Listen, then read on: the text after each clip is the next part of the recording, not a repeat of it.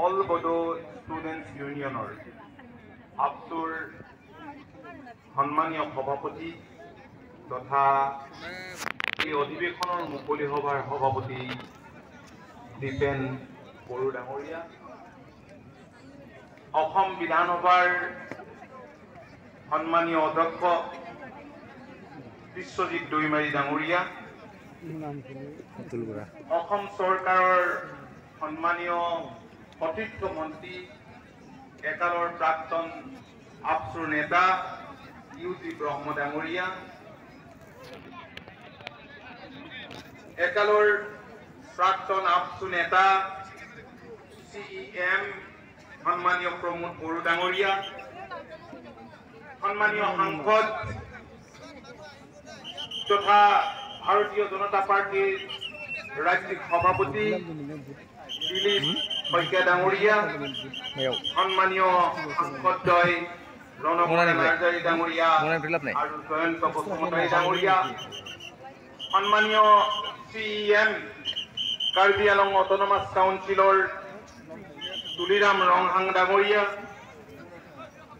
সন্মানীয় বিধায়ক আৰু ৰিচেপশ্যন কমিটিৰ সভাপতি লৰেন্স লাৰী ডাঙৰীয়া, মঞ্চত উপবিষ্ট সন্মানীয় বিধায়ক আৰু বিশিষ্ট ব্যক্তিসকল, আপচুৰ সাধাৰণ সম্পাদককে ধৰি কৰ্মকৰ্তাসকল, মোৰ সন্মুখৰ আসনত বহি থকা মোৰ অতি শ্ৰদ্ধাৰ ৰাইজ আৰু প্ৰিয় সম্বাদদাতাসকল, মই জয়তে আপোনালোক আটাইলৈকে আন্তৰিক সম্ভাষণ জনাইছো। লোকে লোকাৰণ্য মই আহি পাবলৈ চেষ্টা কৰিছিলো 11 বজাত, কিন্তু ৰাস্তাত আহোঁতে মই দেখিলো কেৱল গাড়ী গাড়ী গাড়ী গাড়ী, যেনে তেনে হাত খৰচু কৰি এই ঠাই ওলালোহি আৰু ইয়াতো দেখিছো অগণন ৰাইজ।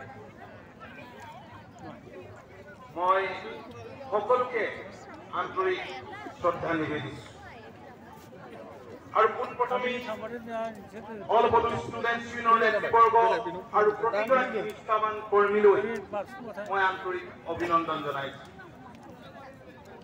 বড়ো ৰাইজৰ সৰ্বাংগীন উন্নয়ন তথা দীঘলীয়া সমস্যা ৰাজ্য সমাধানৰ স্বাৰ্থত এপটোৰ 57 বছৰীয়া যি যাত্ৰা, সেয়া স্বৰ্ণীল সংগ্ৰামী যাত্ৰা।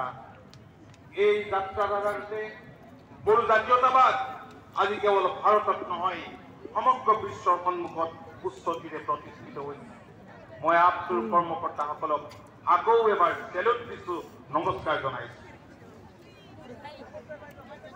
এই বিশেষ দিনটোত মই গভীৰভাৱে শ্ৰদ্ধাৰে সোঁৱৰণ কৰিছো প্ৰয়াত উপেন্দ্ৰনাথ ব্ৰহ্ম ডাঙৰীয়াক, বড়োফা অৰ্থাৎ বড়ো জাতিৰ পিতা বুলি যাক সন্মানিত কৰা হৈছে। আৰু মোৰ সৌভাগ্য যে উপেন্দ্ৰ ব্ৰহ্ম ডাঙৰীয়াৰ সৈতে যৌথভাৱে কাম কৰাৰ সুযোগ লাভ কৰিছিলো আমি যেতিয়া মই গুৱাহাটী বিশ্ববিদ্যালয়ৰ ছাত্ৰ আছিলো, যেতিয়া সদৌ অসম ছাত্ৰ সন্থাৰ নেতৃত্ব বহন কৰিছিল। সঘনাই আমাৰ মাজত আলোচনা হৈছিল, কথা বতৰা হৈছিল। ময়ো আহিছিলো, তেওঁলোকৰ ঘৰলৈকো আহিছিলো, মৃত্যুৰ দিনাও আহিছিলো। মই যেতিয়াই আহোঁ তেখেতলৈ মনত পৰে যে অতীত হ'ল, ইতিহাস হ'ল, কিন্তু যুগে যুগে উপেন্দ্ৰনাথ ব্ৰহ্মক বড়ো জাতিয়ে শ্ৰদ্ধা জনাই যাব, তেখেতৰ আদৰ্শেৰে কাম কৰি যাব। এয়া আপোনালোকৰ সংকল্প আৰু ময়ো আশা ৰাখিছো। মই দেখিছো, মই জানিছো সংবাদ মাধ্যমৰ জৰিয়তে কালি পৰহি, কাৰণ 4 দিনীয়া এইখন অধিৱেশন বহুতখিনি আলোচনা হৈছে, কেনেকৈ আগবাঢ়ি যাব অনাগত দিনত, বড়ো জাতিক কিদৰে আপচুৱে ঐক্যবদ্ধ কৰি আগবঢ়াই লৈ যাব, বহুত আলোচনা হৈছে। আৰু যোৱাকালি জয় বড়ো হৰিণী জয় শ্লোগানেৰে এটা সুস্থ সবল আৰু সংস্কৃতিবান সুশৃংখলিত জাতি গঢ়াৰ সংকল্প লৈছে। খুব ভাল লাগিছে, শ্লোগানটো ভাল লাগিছে। মোৰ শ্লোগানটো দিবলৈ মন গৈছে, জয় বড়ো হৰিণী জয়, জয় বড়ো হৰিণী, জয় বড়ো হৰিণী, জয় বড়ো হৰিণী, জয় অসম। ধন্যবাদ। আমি জানো যে এই যুগ তথ্য প্ৰযুক্তিৰ যুগ, এই যুগত আমি সঠিক জ্ঞান আৰু স্কিল আহৰণ কৰাটো অত্যন্ত দৰকাৰ। ছাত্ৰ সমাজে এটা দীঘলীয়া আন্দোলনৰ নেতৃত্ব দিছে। কেৱল ছাত্ৰসকলৰ সমস্যাতে আপসু জড়িত থকা নাছিল, কাৰণ জাতীয় সমস্যাবিলাক সমাধানৰ বাবে কাম কৰিবলগীয়া হৈছিল। তেতিয়া অশান্ত পৰিৱেশো আছিল, সেই পৰিৱেশ এতিয়া নাই। আৰু মই ভাবোঁ যে ছাত্ৰ আপসুৱে অনাগত দিনত আমাৰ ছাত্ৰসকলক স্কিল আহৰণৰ বাবে অধিক গুৰুত্ব দিব লাগিব, কাৰণ তথ্য প্ৰযুক্তিৰ যুগত আমাৰ বহুত জানিবলগীয়া আছে, আমাৰ শিকিবলগীয়া আছে, আমাৰ কৰিবলগীয়া আছে। বড়ো জনগোষ্ঠীৰ আত্মপৰিচয়, মৰ্যাদা, ভাষা, সাহিত্য, কলা, সংস্কৃতি, শিক্ষা, দীক্ষা, আৰ্থ সামাজিক আদি সকলো দিশতে আগবঢ়াই বড়ো জাতিক বিশ্ব দৰবাৰত প্ৰতিষ্ঠা কৰাৰ বডোফা উপেন্দ্ৰনাথ ব্ৰহ্মৰ যি সপোন, সেই সপোনক বাস্তৱায়িত কৰিবলৈ মই ভাবোঁ যে নতুন প্ৰজন্মৰ প্ৰতিজন ছাত্ৰই দৃঢ় সংকল্প ল'ব লাগিব। আৰু আপোনালোকেই আপোনালোকৰ ভৱিষ্যত, আপোনালোকেই জননীৰ ভৱিষ্যত, দেশৰ ভৱিষ্যত। গতিকে আপোনালোকে তেনেধৰণে নতুন প্ৰজন্মক আগবঢ়াই দিব লাগিব আৰু আগবঢ়াই লৈ যাব লাগিব, আৰু বডোফা উপেন্দ্ৰনাথ ব্ৰহ্মৰ সপোনক সাকাৰ ৰূপ দিব লাগিব। মোৰ খুব ভাল লাগিছে, সেইকাৰণেই এই অধিৱেশনৰ মই যেতিয়া মূল থিমটো দেখিছোঁ, সেইটোৱে মোক যথেষ্ট আকৰ্ষিত কৰিছে। সেয়া হ'ল empowering youth for a vibrant Bodoland and বিকশিত ভাৰত।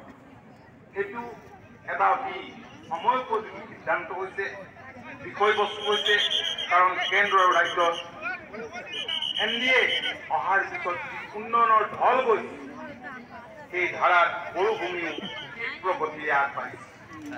বিশেষকৈ মুখ্যমন্ত্ৰী ডক্টৰ হিমন্ত বিশ্ব শৰ্মা ডাঙৰীয়াৰ কাৰ্যকালত অসমত যি অভূতপূৰ্ব উন্নয়নৰ ছবি আমি প্ৰত্যক্ষ কৰিছোঁ, আমি অনুৰূপভাৱে প্ৰত্যক্ষ কৰিছোঁ BJD অঞ্চলত, য'ত নেতৃত্ব দিছে প্ৰমোদ বড়ো ডাঙৰীয়াই। মই বড়ো ডাঙৰীয়াকো আন্তৰিক ধন্যবাদ আৰু কৃতজ্ঞতা জনাইছোঁ। কেন্দ্ৰত নৰেন্দ্ৰ মোদী ডাঙৰীয়া, অমিত শ্বাহ ডাঙৰীয়াৰ নেতৃত্বত আৰম্ভ হোৱা এখন বিকশিত ভাৰত, আৰু অসমত হিমন্ত বিশ্ব শৰ্মা ডাঙৰীয়াৰ নেতৃত্বত আৰম্ভ হোৱা এখন নতুন অসমৰ সমান্তৰালভাৱে এখন ভাইব্ৰেণ্ট বড়োলেণ্ড কৰিবলৈ হ'লে ইয়াৰ উজ্জীৱিত নতুন প্ৰজন্মৰ সবলীকৰণ অতি জৰুৰী। কেৱল শিক্ষা বুলি নহয়, ভাষা, সাহিত্য, সংস্কৃতি, ক্ৰীড়া, উদ্যোগ, কৃষি, ব্যৱসায়, বাণিজ্য সকলোতে নতুন প্ৰজন্মৰ সক্ৰিয় অংশগ্ৰহণ কৰিব হ'ব লাগিব। আৰু সেইবাবেই এই থিমটো অতি অৰ্থবহ আৰু সময়োপযোগী হৈছে।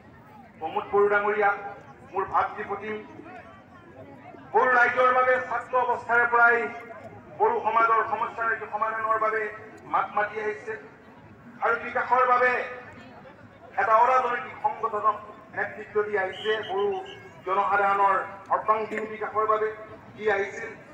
আজি তেওঁ সকলোৱে জানো যে ৰাজনৈতিক ক্ষেত্ৰখনত প্ৰৱেশ কৰিছে, আৰু মই দেখিছোঁ যে ছাত্ৰাৱস্থাত যিবিলাক সমস্যা তেওঁ তুলি ধৰিছিল, যিবিলাক সমস্যা সমাধানৰ কাৰণে কৰিছিল, এতিয়া তেখেতে ৰাজনীতিত থাকি সেই সমস্যাবিলাক সমাধানত গুৰুত্ব দিছে। আৰু সেইবাবেই এই বৃহৎ অঞ্চলটোৰ তেওঁ এজন আনডিছপিউটেড লিডাৰ, অবিসম্বাদী নেতাৰ পৰিণত হৈছে।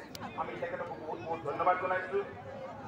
শ্ৰদ্ধেয় ৰাইজ, মই দীঘলীয়াকৈ বক্তব্য নাৰাখোঁ। মই আশা ৰাখিছোঁ অনাগত দিনত বড়ো জনগোষ্ঠী দ্ৰুতগতিৰে আগবাঢ়ি যাব, এই অঞ্চলৰ দ্ৰুত বিকাশ হ'ব। আজি মাননীয় গৃহমন্ত্ৰী ডাঙৰীয়াৰ নেতৃত্বত এই ইয়াত প্ৰৱেশ কৰিব। গৃহমন্ত্ৰী ডাঙৰীয়াৰ আগমনলৈ, মাননীয় মুখ্যমন্ত্ৰী ডাঙৰীয়াৰ আগমনলৈ আপোনালোকে খুব আগ্ৰহেৰে বাট চাই আছে। যোৱাকালি দেৰগাঁও গৈছিল, তাত লাচিত বৰফুকন একাডেমী আনুষ্ঠানিকভাৱে মুকলি কৰিলে। গতিকে মই আশা কৰিম যে তেখেতসকলৰ উপস্থিতিয়ে এই বৃহৎ অঞ্চলটো, তেখেতসকলৰ বক্তব্যই আপোনালোক সকলোকে নিশ্চয় উপকৃত কৰিব। মই আপচুৰ নেতৃবৃন্দক বহুত আকৌ এবাৰ আপোনালোকৰ সৈতে আজি এই পবিত্ৰ দিনটোত মুখামুখি হোৱাৰ সুযোগ দিয়াৰ কাৰণে ধন্যবাদ আৰু কৃতজ্ঞতা জনাই উপস্থিত সকলোলৈকে পুনৰবাৰ মোৰ শ্ৰদ্ধা জনাই বক্তব্য সামৰণি মাৰিছোঁ। ধন্যবাদ। বহুত বহুত